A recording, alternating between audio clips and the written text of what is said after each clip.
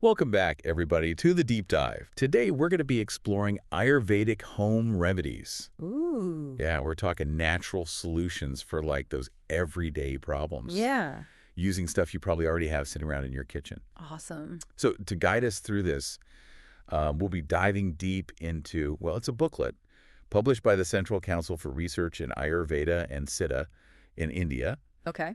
I know that's a mouthful, but just trust me, it's a fantastic resource. Right. So yeah, get ready to unlock some ancient secrets for feeling better naturally. Well, it's amazing, how much wisdom is packed into this little booklet. I know, right? And Ayurveda, it's a holistic system from India, Yeah. and it's all about creating this harmony between your mind, your body, and the natural world. That's what I love about it. It's not just about like masking those symptoms. Right. It's Right. about going deeper, finding the root cause of those imbalances, Yeah. and then figuring out how to, restore that harmony Yeah. using, what nature provides. Mm. And that's what I find so interesting about it. The booklet, it starts with these simple ingredients that, I mean, you probably use all the time. Yeah. Ginger, honey, lemon, coconut, things like that. Yeah, the basics. Exactly. Yeah. Let's start with ginger. Okay. I use it in cooking all the time, but I'm Yeah. really curious to learn about, like the medicinal properties of ginger. Well, ginger is it's considered like a powerhouse in Ayurveda. Really? It's known for its warming properties and it's great for digestion. The booklet, it mentions it for a wide range of issues like indigestion, earaches, hoarseness, headaches, you name it. Wait, hold on. Ginger for earaches. Yeah. How does that even work? Well, it's the fresh ginger juice that's recommended for earaches. Mm. But there's a caveat. Okay. You shouldn't use it if there's any discharge coming from the ear. Oh, interesting. Yeah, it's really fascinating how Ayurveda, it pays attention to all these little details. It's not just like a blanket remedy, right? There's nuance to it. Exactly. I like that. Yeah. What else about ginger is there anything else that kind of stands out to you for the booklet? Well, the booklet mentions that if you drink a ginger decoction every morning, Okay. that can help prevent recurring colds. A decoction. Yeah. What's that? Basically like a concentrated tea, Okay. So you'd simmer it and reduce it down. Gotcha. But yeah, that really speaks to the Ayurvedic principle of prevention. Right. It's about like addressing those imbalances before they even, become full-blown illnesses. Yeah, that's smart. That proactive approach. Right. So a decoction, is it different from just like making regular ginger tea? It is a little bit different, yeah. Okay. A decoction involves simmering the ginger in water for a longer time. Okay. Usually you simmer it until the liquid reduces by like half. Wow. So you're extracting more of its potent properties. Oh, so it's like supercharged ginger tea. Exactly. All right, I'm into it. Okay, let's move on to honey. Okay. I put honey in, I put it in practically everything, Yeah. but I had no idea that it was used medicinally in Ayurveda. Oh, yeah. Honey is highly valued in Ayurveda. Really? It's considered a really powerful healing substance, and it's often used as a base for other medicines. Wow. I knew it was good for like a sore throat, Yeah. But this booklet's talking about using it for things like obesity and even wounds. Like, how does that even work? Well, honey has this unique ability to penetrate deep into the tissues, and it can carry other medicinal substances with it when it does that. Interesting. It's also a natural antiseptic, and it has wound healing properties. Right. And as for obesity, Ayurveda believes that honey can help balance metabolism and reduce cravings for those sweet foods. Wow, that's fascinating. Yeah. And it makes sense that honey would be soothing and healing for wounds. I mean, it just has that, kind of feeling to it. Yeah. What about, are there any cautions or contraindications for honey that we should be aware of? Well, one thing the booklet emphasizes is that you should never boil honey. Oh, okay. If you heat it to those high temperatures, it actually destroys those beneficial enzymes and medicinal properties. Good to know. No boiling the honey. Right. Okay, so let's talk about lemons. I Yeah. use those all the time for flavor, Yeah. But I am very intrigued to hear about their medicinal uses. Well, lemons are another Ayurvedic staple. They're considered very cooling and cleansing. Yep. And the booklet highlights using them for a whole variety of conditions, from indigestion and dehydration to hair fall and even sunstroke. Wow, that's quite a range. Mm. The sunstroke remedy, that's particularly interesting to me, especially with summer coming up. Yeah. What's the Ayurvedic approach to dealing with sunstroke? Well, for sunstroke, the booklet recommends a simple but effective remedy: a refreshing drink made with lemon juice, salt, and sugar and water.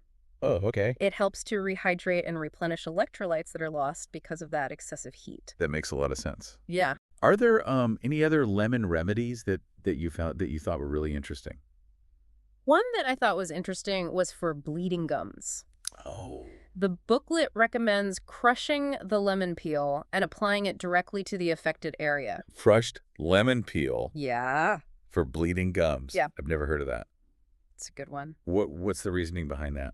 Well, lemon peel is rich in astringent properties that help to constrict those blood vessels and stop the bleeding. Interesting. So it's a very simple, natural way to address, a common problem. Wow. It's really amazing how much healing power is packed into these everyday ingredients like I lemons. don't know, right? Okay, let's move on to coconut, Okay. another kitchen staple. Yeah. I love coconut. D2. Coconut is highly valued in Ayurveda as well. Absolutely. Standard coconut water is considered like a natural electrolyte drink, right? Yeah. And it's recommended for dehydration, hyperacidity, and even kidney stones. That's right. And then coconut oil, on the other hand, is known for its nourishing and moisturizing properties. Mm-hmm. And it's used for everything from hair care to wound healing. It's amazing. I am a huge fan of coconut oil for my hair. Yeah, me too. I've heard that it can help with hair loss, which I'm always struggling with. Yeah. Does it mention anything about that? It does. The booklet recommends processing coconut oil with methi, which is fenugreek, Yeah. and amla, or Indian gooseberry powder to make a really potent hair treatment. Wow, that sounds amazing. I know. I'm gonna have to try that. Yeah, it's a good one. It's worth noting that the booklet, it gives really specific instructions on how to prepare and use these remedies. Yeah, It's not just a matter of just, throwing these ingredients together. There's a real art to it. absolutely. So there's more to it than just like following a recipe, right? Right. It's about understanding those deeper principles behind these remedies. Exactly. Ayurveda is really about understanding your unique constitution and finding what brings that balance to your mind and body. It's a very personalized approach to health and well-being. I'm starting to see how deep this rabbit hole goes. Yeah. We've only covered like 4 ingredients so far, and I feel like I've already learned so much. And we've just scratched the surface. Oh, man. This booklet goes on to cover so many other remedies, each with its own unique properties and applications. Well, let's dive into some of those other remedies. All right. Ready to expand my Ayurvedic toolkit. Let's do it. All right. Okay, so let's uncover some more of these Ayurvedic secrets. Right. I'm particularly intrigued by, the remedies that maybe our listeners aren't as familiar with. Right. One that stood out to me was the use of Jafal Okay. or nutmeg Yeah. to help reduce dark spots or pigmentation on the face. Yeah. And the booklet mentions this is something that a lot of women experience, especially around menopause. Mhm. Nutmeg for pigmentation. Ah. That's a new one to me. How does Ayurveda view that? Well, Ayurveda sees nutmeg as having properties that can help to balance skin tone and reduce that excess pigmentation. Okay. And it's often used in combination with other herbs and ingredients to create these personalized skincare treatments. So it's not just a spice for baking. Right. It's got beauty benefits too. Exactly. What other intriguing remedies did you come across? Well, how about Chlorella? Chlorella. Yeah, it's bitter gourd. Okay. And it might not be the most appealing vegetable, but Ayurveda considers it to be a really potent remedy for a range of conditions. Okay. Everything from diabetes and indigestion to skin diseases and even acne. Wow, Chlorella for acne. Yeah, That's definitely not something I would have guessed. it's a good one. What's the thinking behind that? Well, Chlorella is known for its blood purifying and detoxifying properties in Ayurveda, Okay. and it's thought to help cleanse the body from within, which can be beneficial for skin conditions like acne. Oh, that makes sense. Yeah. So it's like it's taking that holistic approach again, addressing those internal causes of those external issues. Exactly. It's all about finding that root of the imbalance Right. rather than just treating those symptoms. Okay, this is fascinating. Hmm. Are there any other kind of unusual remedies that stood out to you as you were going through this booklet? Well, there's one for abdominal pain, especially in children, Okay. and it involves using hing, which is also known as asafoetida. Hing. Yeah. Okay. It's a very pungent spice, but you apply it around the navel Interesting. to help relieve discomfort. Hing around the navel. Yeah. Now that's something I've never heard of. It's a good one. I have to research that one further. It seems like Ayurveda has a remedy for everything. It really does seem that way. Yeah. And what's remarkable is that these remedies have been passed down for generations. Right. They've been refined and perfected over centuries of observation and Mm. practice. That speaks to the wisdom and the depth of this tradition, for sure. Yeah. But I have to admit, I'm feeling a little overwhelmed by all this information. And I bet. Where does someone even begin to incorporate these remedies into their life? Yeah, that's a good point. Like, do we go raid our spice rack and start mixing up, random concoctions? Well, it's important to start slowly and not try to do everything at once. Right. Okay. So maybe don't go and raid the spice rack just yet. Maybe not just yet. Yeah. Okay. So it's best to kind of start with one or two remedies that resonate with us. Yeah. And see how our bodies respond. Right, exactly. And the booklet, I noticed it does give very specific instructions on the dosage and the preparation. Yeah, it does. So it's important to follow those guidelines carefully. Absolutely. Yeah. Like we talked about earlier, no boiling the honey. Right, exactly. And if you're ever unsure about anything, or if you have any specific health concerns, it's always best to consult with a qualified Ayurvedic practitioner. Yeah, that makes sense. They can help you tailor those remedies to your individual needs and your constitution. Right, so it's like having a personalized guide to help you navigate this world. Exactly. Speaking of personalized, Yeah. one thing that strikes me about Ayurveda is this emphasis on individual constitution. Right. Can you talk a little bit about that? Absolutely. Ayurveda recognizes that everyone is unique, and what works for one person may not work for another. Mm-hmm. Yeah. And our individual constitution, it's determined by the balance of these three doshas: Okay. Vata, Pitta, and Kapha. Vata, Pitta, Kapha. And these represent different energies or forces in the body. Okay, so these doshas are kind of like our blueprint in a way. Yeah, like a blueprint. Influencing everything from our physical characteristics to, our mental and emotional tendencies. Exactly. And understanding your dominant dosha, that can provide really valuable insights into your overall health and well-being. So how do we figure out our dosha? Well, there are various methods. You can take questionnaires. Okay. There's consultations with Ayurvedic practitioners. Got it. But even without knowing, your exact dosha, you can start to pay attention to how your body responds to different foods, different activities, different environments. So it's about tuning in and listening to our body's signals. Precisely. Yeah. And that's one of the most empowering aspects of Ayurveda. I agree. It encourages us to become, active participants in our own health journey. I love that. Yeah. It's about taking ownership of our well-being and making choices that really support our unique needs. Exactly. This is all so fascinating. Yeah. But I also want to make sure we address the practical aspects Right. of using these remedies. Yeah. The booklet, it mentions measurements in grams, Okay. which isn't something that, most people are used to in the kitchen. That's true, but the booklet also provides those equivalents for teaspoons and milliliters. Right. Oh, okay, good. So it makes it easier to measure out those ingredients. That's helpful. Yeah. What about the dosage? Is there a standard amount to use for each remedy? Well, the booklet provides general dosage guidelines for adults, Okay. but it's always best to start with a smaller dose Right. and see how your body responds. Okay. And it's really crucial to consult a doctor for children's dosages. So err on the side of caution, Yes, definitely. especially when it comes to children's health. Absolutely. What about decoctions? We talked about those a little bit earlier Yeah. with the ginger, but I'm still a little fuzzy on how to prepare them properly. Well, decoctions are basically concentrated herbal teas, and you simmer the herbs in water for a specific amount of time, Okay. usually until that liquid reduces, and that's to extract the maximum amount of those medicinal properties. Okay. And the booklet explains that process really clearly for each remedy that calls for a decoction. Okay, so it's like a slow and steady extraction process. Yeah, that's a good way to put it. And what about extracting juices? Is there a particular method that's recommended in the booklet? Yes. The booklet suggests using readily available tools like graters and muslin cloth for extracting those juices. Okay. It's all about making these remedies accessible and easy to prepare at home. That's great. Yeah. It seems like this booklet is really designed to empower people to take their health into their own hands. Absolutely. But I also want to make sure that we talk about safety. Right. Are there any risks involved in using these remedies?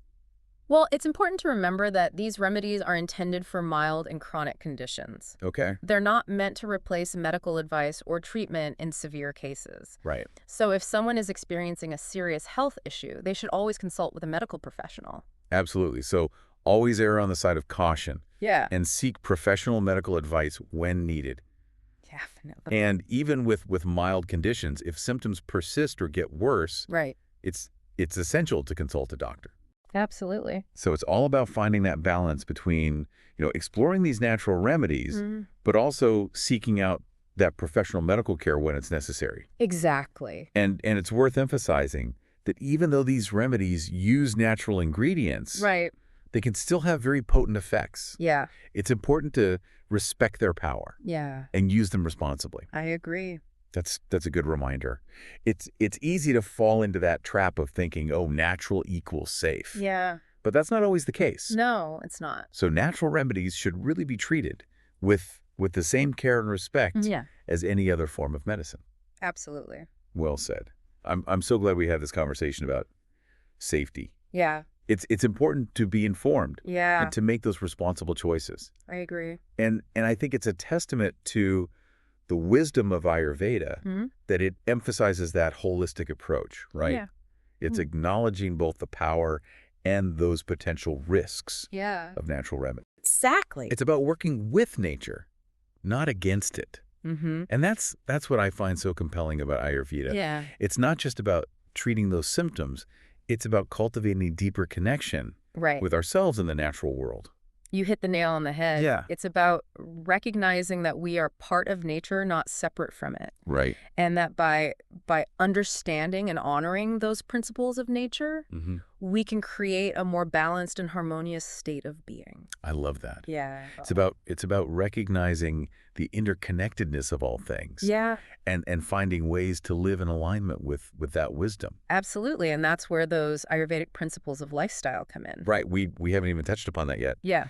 But the booklet, it mentions the importance of a balanced diet, regular exercise, Mhm. and stress management techniques like yoga and meditation. Yeah. How do those practices fit into the overall Ayurvedic approach to well-being? Well, those practices are essential for maintaining that balance Okay. and preventing imbalances from, even arising in the first place. So it's not just about using the remedies when we're feeling unwell. Right. It's about creating a lifestyle Yeah, that supports our overall health and well-being. precisely. It's about cultivating a state of balance and harmony in all aspects of our life, physical, mental, and emotional.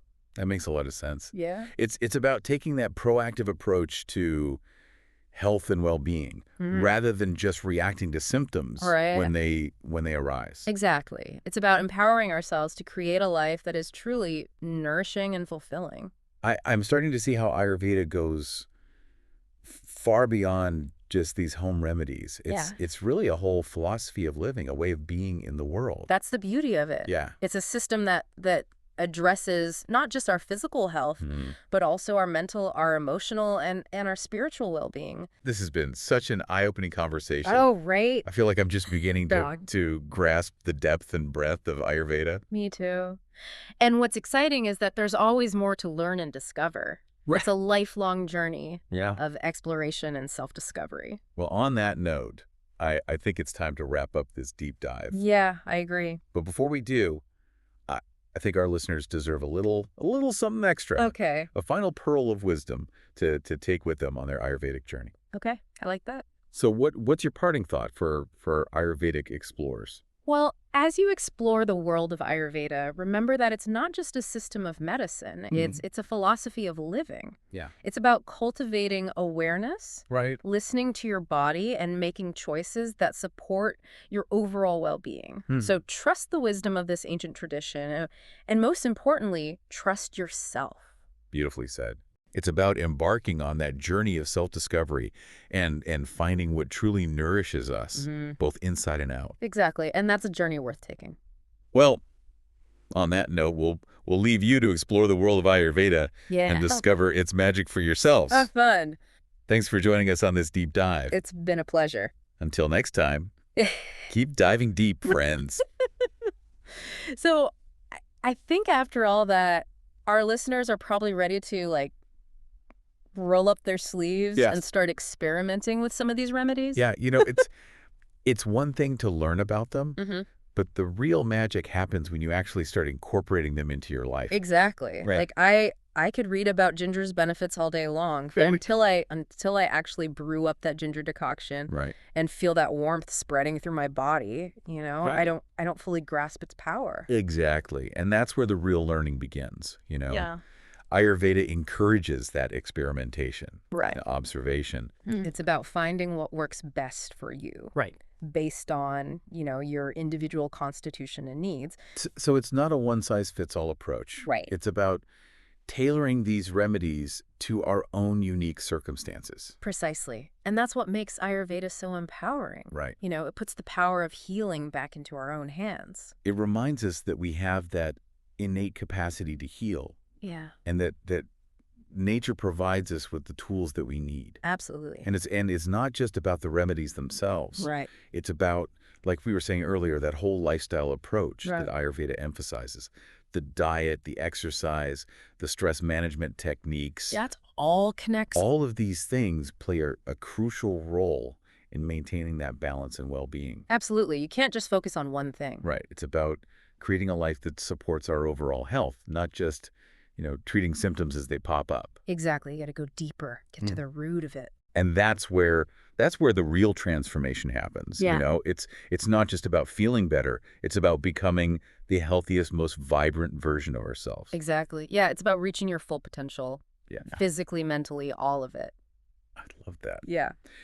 As we've been talking about all these remedies and these principles, Yeah. I've been thinking about, my own struggles with insomnia. Mhm. Does this booklet offer any insights into sleep issues? It does. Ayurveda actually sees sleep as a vital component of health, Right. and it offers a range of recommendations for promoting restful sleep. Oh, good. Yeah, everything from like dietary adjustments and herbal teas Okay, to relaxation techniques and aromatherapy. Oh, wow. Yeah, lots of good stuff in there. Okay, I'm definitely going to have to delve into that section of the booklet. Yeah, you should. And remember, Ayurveda really emphasizes the importance of routine and regularity when it comes to sleep. Oh. So establishing a consistent sleep schedule and creating a calming bedtime ritual can make a world of difference. So it's about setting ourselves up for success, Right. creating those optimal conditions for our bodies and our minds Yeah, to rest and rejuvenate. exactly. And it doesn't have to be complicated, Right. Simple things like, dimming the lights, taking a warm bath, reading a book before bed. Yeah, yeah. These can all help signal to your body that it's time to wind down.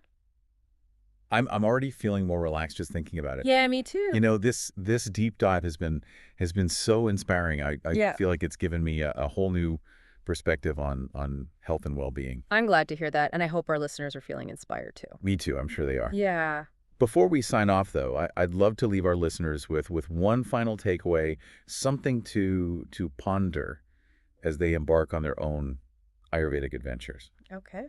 What's your parting thought for our Ayurvedic explorers? Well, as you explore the world of Ayurveda, remember that it's not just a system of medicine. Right. It's a philosophy of living. Yeah. It's about cultivating awareness, listening to your body, and making choices that support your overall well-being. Yeah.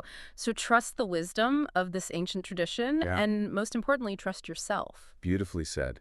It's about embarking on that journey of self-discovery, finding what truly nourishes us, both inside and out. Exactly. And that's a journey worth taking. Well, on that note, we'll leave you to explore the world of Ayurveda Yeah. and discover its magic for yourself. Have fun with it. Thanks for joining us on this deep dive. It's been a pleasure. Until next time, keep diving deep, friends.